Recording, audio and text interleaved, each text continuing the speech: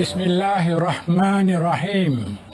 Bagi menyempurnakan titah perintah Seri Paduka Baginda yang di-Pertuan Agong, setelah diperkenankan oleh duli-duli yang maha mulia, raja-raja, maka adalah dengan ini saya mengisytiharkan bahawa tarikh permulaan puasa bagi negeri-negeri seluruh Malaysia ialah pada hari Ahad, 3 hari bulan April 2022. Bismillahirrahmanirrahim. Assalamualaikum warahmatullahi wabarakatuh. Ismi Nur Kasrina Ilya binti Muhammad Furaiza, nombor metrik 063402. Saya akan mulakan dengan mukadimah Ramadan. Apakah yang dimaksudkan dengan bulan Ramadan? Perkataan Ramadan itu sendiri membawa maksud panas yang sangat terik. Hal ini kerana kebiasaan cuaca di tanah Arab pada bulan Ramadan adalah berkeadaan yang sangat panas, kering dan terik. Maka amal ibadat yang dilakukan pada bulan puasa ini ibaratkan seperti membakar dosa-dosa orang yang berpuasa. Bulan Ramadan juga merupakan bulan di mana Allah Subhanahu Wa Taala memberikan kesempatan kepada kita semua untuk memperbanyakkan amal ibadat dan dapat melipat gandakan ganjaran pahala semasa bulan yang penuh kemuliaan ini. Bulan Ramadan juga bulan yang ke-9 dalam pengiraan kalender hijrah. Alhamdulillah, kita masih berkesempatan menyambut bulan Ramadan dan dapat melaksanakan rukun Islam yang ketiga. Seluruh umat Islam pasti tertunggu-tunggu dengan ketibaan bulan yang mulia ini untuk berebut ganjaran dan juga memohon keampunan dari Allah Subhanahu Wa Taala. Assalamualaikum, nama saya Nur Safia Husna binti Razak, nombor metrik 063295. Adakah kita semua telah mengetahui bilakah puasa disyariatkan kepada umat Islam? Sejarah pensyariatan puasa. Puasa bulan Ramadan difardukan pada bulan Sya'ban tahun kedua Hijrah. Sebelum itu, ibadah puasa telah diamalkan di kalangan umat terdahulu dan ahli kitab yang sezaman dengan Nabi Muhammad SAW. Firman Allah Subhanahu Wa Taala, Ya ayyuhallazina amanu kutiba alaikumus siyamu kama kutiba alal ladzina min qablikum la'allakum tattaqun. Maksudnya, wahai orang-orang yang beriman, kamu diwajibkan berpuasa sebagaimana diwajibkan ke atas orang-orang yang dahulu daripada kamu supaya kamu bertakwa. Surah Al-Baqarah ayat 183. Dalil pensyariatan puasa pada bulan Ramadan. Firman Allah Subhanahu Wa Taala, Syahrul Ramadan alladzi unzila fihi al-Qur'anu hudan lin-nasi wa bayyinatin minal huda wal furqan. Faman syahida minkum asy-syahra falyasum. Maksudnya, masa yang diwajibkan kamu berpuasa itu ialah bulan Ramadan yang padanya diturunkan Al-Quran, menjadi petunjuk bagi sekalian manusia dan menjadi keterangan-keterangan yang menjelaskan petunjuk dan menjelaskan perbezaan antara yang benar dengan yang salah. Oleh itu, sesiapa dari antara kamu yang menyaksikan anak bulan Ramadan atau mengetahuinya, maka hendaklah ia berpuasa pada bulan itu. Surah Al-Baqarah ayat 185. Assalamualaikum warahmatullahi wabarakatuh. Ismi Nur Kistamir binti Naziri, 063255. Definisi puasa terbagi kepada dua bahagian, iaitu dari segi bahasa dan dari segi istilah. Dari segi bahasa, puasa ni bermaksud sum yang bermaksud menahan diri. Dari segi istilah pula, menahan diri daripada makan dan minum perkara-perkara yang membatalkan puasa, bermulalah dari terbit fajar sehingga terbenam matahari serta niat. Apakah manfaat sekiranya kita berpuasa? Pertama, akan memperbaiki komposisi dan kejegasan badan. Yang kedua, akan meningkatkan kekenyangan walaupun kita makan sedikit. Yang ketiga, akan mengurangkan tekanan darah. Mungkin kamu sudah mengetahui kenapa umat Islam sangat digalakkan untuk berpuasa, kerana ia amat memberi manfaat kepada tubuh badan kita dan kesihatan kita. Ini telah dibuktikan melalui apa yang telah saya sebutkan sebentar tadi. Apakah perkara yang membatalkan puasa? Perkara yang membatalkan puasa terbahagi kepada 7. Yang pertama, makan dan minum. Kedua, memasukkan sesuatu ke dalam rongga melalui ruang yang sedia terbuka. Ketiga, muntah dengan sengaja. Keempat, bersetubuh dengan sengaja. Yang kelima, mengeluarkan mani. Keenam, darah haid dan nifas. Yang ketujuh, gila dan murtad. Apakah adab dan perkara makruh dalam berpuasa? Antara adab puasa ialah yang pertama, segera berbuka. Orang yang berpuasa hendaklah segera berbuka setelah matahari terbenam. Ini berdasarkan hadis daripada Sahal bin Sa'ad radhiyallahu anhu. Rasulullah sallallahu alaihi wasallam bersabda, La yazalun nasu bi khairin ma ajallul fitr. Maksudnya, orang yang berpuasa sentiasa mendapat kebajikan selama mereka sentiasa segera berbuka. Hadis riwayat Al-Bukhari dan Muslim. Adab yang kedua ialah bersahur. Ini berdasarkan sabda Rasulullah sallallahu alaihi wasallam, "Tasahharu fa inna fis sahuri barakah." Maksudnya, hendaklah kamu bersahur kerana dalam makanan sahur itu ada keberkatan. Hadis riwayat Al-Bukhari dan Muslim. Adab yang ketiga ialah memberi makan kepada orang yang berbuka. Jika kita tidak mampu, berilah tamar atau sedikit minuman. Ini berdasarkan hadis sabda Rasulullah sallallahu alaihi wasallam, "Man fattara sha'iman kana lahu mislu ajrih, ghaira innahu la yanqusu min ajri as-sha'imi syai'a." Maksudnya, sesiapa yang memberi makan kepada orang yang berpuasa, dia mendapat pahala sebagaimana pahala orang yang berpuasa itu, tanpa mengurangi sedikit pun pahalanya. Hadis riwayat Al-Tirmizi.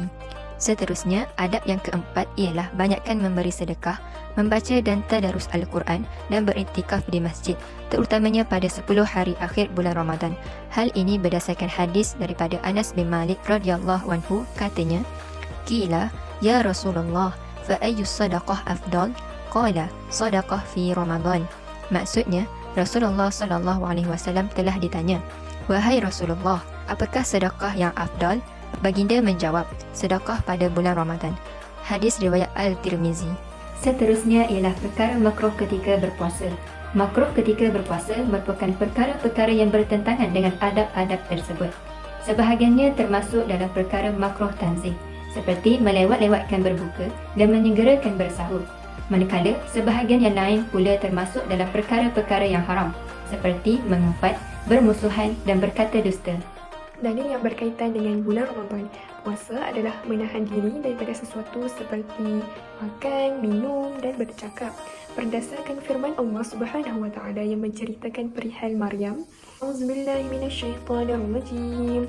Inni nadartu lirrahmani sawma." Sadaqallahul azim. Maksudnya, sesungguhnya aku bernazar dia membisu kerana Allah Ar-Rahman. Dalil yang seterusnya, berdasarkan hadis, Rasulullah SAW bersabda, "Bunyan Islamu ala khamsi, syahadah an la ilaha illallah wa anna Muhammadar Rasulullah, wa iqamis salat wa ita'iz zakat wal hajj wa shaum Ramadan." Maksudnya, Islam dibina atas 5 perkara, iaitu bersaksi bahawa tiada Tuhan yang disembah dengan sebenar-benarnya selain Allah Subhanahu wa taala, dan Nabi Muhammad itu ialah pesuruh Allah, menunaikan solat, menunaikan zakat, mengerjakan ibadah haji dan puasa di bulan Ramadan. Riwayat Al-Bukhari dan Muslim. Hadis yang seterusnya, Rasulullah SAW bersabda kepada seorang badui yang bertanya kepadanya, "Akhbirni, madza farada alayya min as-sawm?" Faqala, "Siyamu Ramadan." Maksudnya, beritahulah aku apakah puasa yang Allah wajibkan ke atasku. Baginda menjawab, puasa Ramadan. Apakah syarat sah puasa? Pertama, beragama Islam. Kedua, berakal. Ketiga, suci. Keempat, niat. Kelima, menahan diri. Syarat sah puasa amat penting untuk mengetahui adakah puasa kita akan diterima ataupun tidak. Pertama, Islam. Tidak sah puasa untuk orang yang bukan Islam dan murtad. Kedua, berakal dan mumayyiz. Mumayyiz ni adalah apabila dia dah tahu membezakan antara baik dan buruk. Yang ketiga, suci daripada haid dan nifas. Keempat, niat mestilah pada tiap-tiap malam. Yang kelima, menahan diri. Perlulah dan menahan diri daripada perkara yang membatalkan puasa. Yang keenam, pada hari yang misahkan berpuasa. Apakah syarat wajib puasa? Pertama, beragama Islam. Kedua, mukallaf. Ketiga, mampu untuk kerjakan puasa. Keempat, sihat. Apakah hukum kanak-kanak berpuasa di bulan Ramadan? Separuh hari saja. Hukum kanak-kanak yang berpuasa di bulan Ramadan yang mengikut kemampuan mereka adalah sunat dan akan mendapat ganjaran pahala di sisi Allah. Begitu juga ibu bapa mereka turut mendapat pahala sebab telah mendidik anak-anak mereka untuk melaksanakan perintah Allah. Antara sebab kanak-kanak ni diberi pahala kerana pertama, kanak-kanak ni tak diwajibkan berpuasa pun sebenarnya, dan tak ditujukan perintah khitab syarak ni kepada mereka sebab mereka ni tak cukup syarat lagi, iaitu tak capai lagi umur baligh. berdasarkan hadis diangkat qalam daripada 3 golongan. Rufi'a qalamu al-thalas, antaranya kanak-kanak sehinggalah dia mencapai usia balik. Sekian, terima kasih. Hujah daripada saya. Assalamualaikum warahmatullahi wabarakatuh. Saya Nur Syahirah binti Muhammad Said, nombor matrik 063279.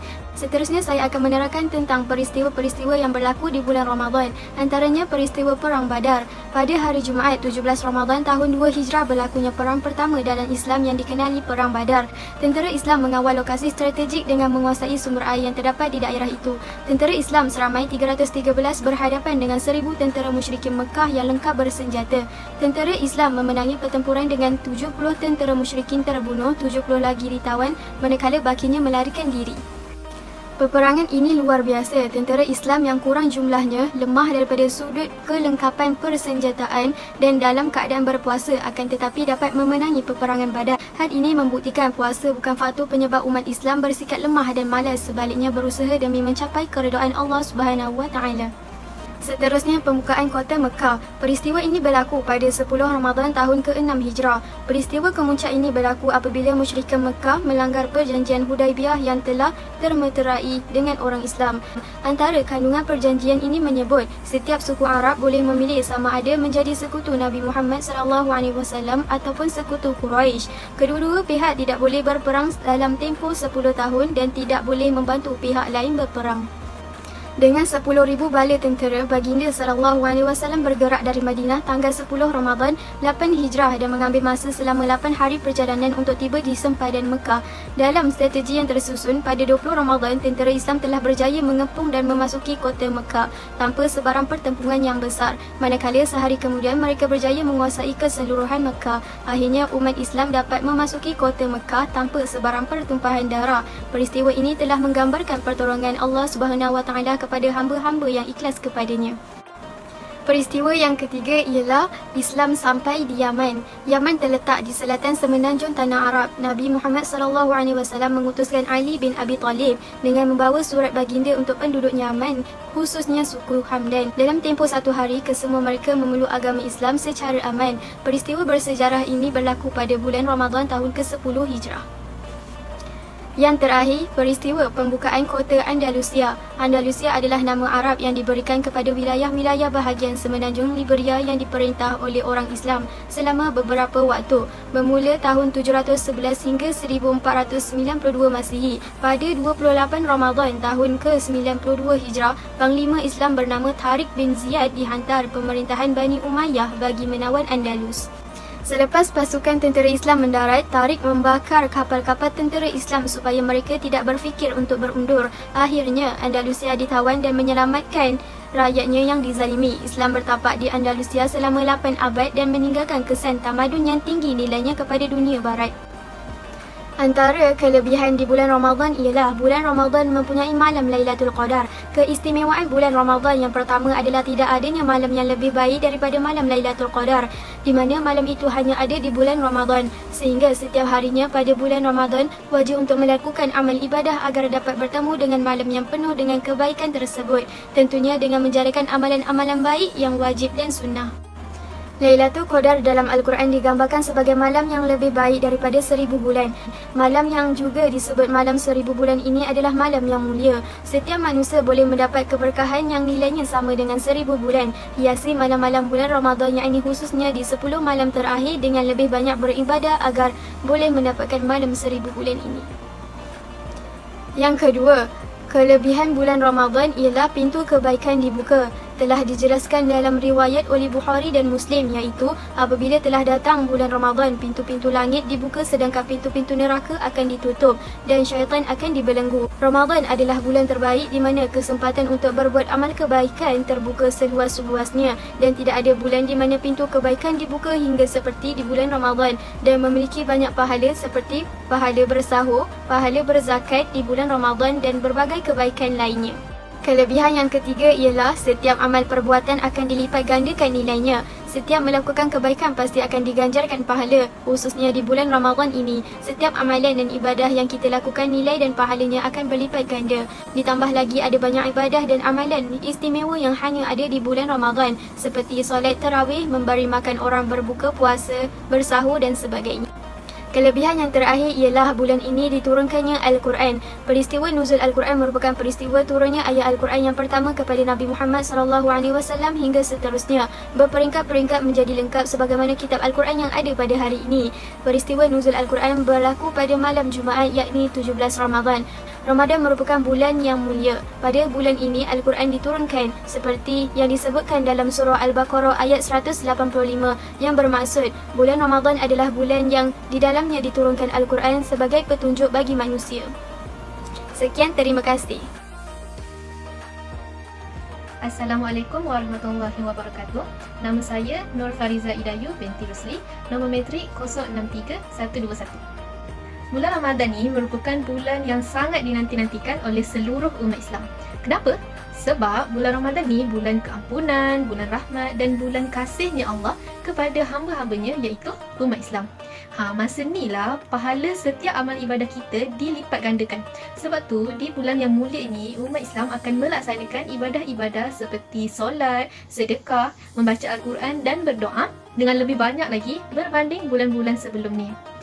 Tapi, terdapat segelintir umat Islam yang tergolong dalam golongan yang rugi semasa bulan Ramadan. Siapa golongan ni? Mereka ialah, yang pertama, mereka yang puasa tanpa iman dan ikhlas kepada Allah ataupun diorang ni puasa dengan perasaan riak dan sekadar puasa adat saja. Yang kedua ialah mereka yang tidak melaksanakan ibadah solat tarawih dan lain-lain kerana sengaja ataupun malas. Seterusnya, yang ketiga ialah mereka yang berterusan melakukan perkara yang haram dan berakhlak buruk seakan-akan puasa diorang ni tak berkesan langsung kepada kehidupan peribadi diorang. Yang keempat pula ialah mereka yang menghabiskan waktu Ramadan dengan melakukan perkara yang lalai ataupun dimurkai oleh Allah. Kemudian, golongan yang kelima ialah mereka yang tidak menunaikan solat fardu. Golongan yang keenam pula ialah mereka yang rosakkan puasa mereka dengan sengaja melakukan perkara yang membatalkan puasa. Yang ketujuh pula ialah mereka yang semangat pada awal bulan Ramadan saja dan kemudian menjalani hidup yang sia-sia dan lalai. Seterusnya ialah mereka yang tidak membaca Al-Quran dan meninggalkannya. Akhir sekali ialah orang yang kedekut dan bakhil dengan harta yang dimilikinya. Daripada keseluruhan video yang kita dengar tadi, banyak sangat maklumat dan perkongsian tentang Ramadan yang dapat kita ambil. Jadi kita tahulah bulan Ramadan ni memang bulan keemasan untuk kita, di mana kita sebagai umat Islam boleh merebut sebanyak-banyak pahala yang kita nak, di samping kita berusaha mendapatkan keampunan dan rahmat Allah SWT. Kita mestilah memperbanyakkan amal ibadah kita dan istiqomah memperbaiki diri supaya menjadi Muslim yang lebih baik lagi. Jangan kita semangat sepanjang bulan Ramadan je, bila Ramadan dah habis, kita pun kembali kepada perbuatan kita lama. Ini tergolong dalam perbuatan orang yang rugi sepanjang bulan Ramadan.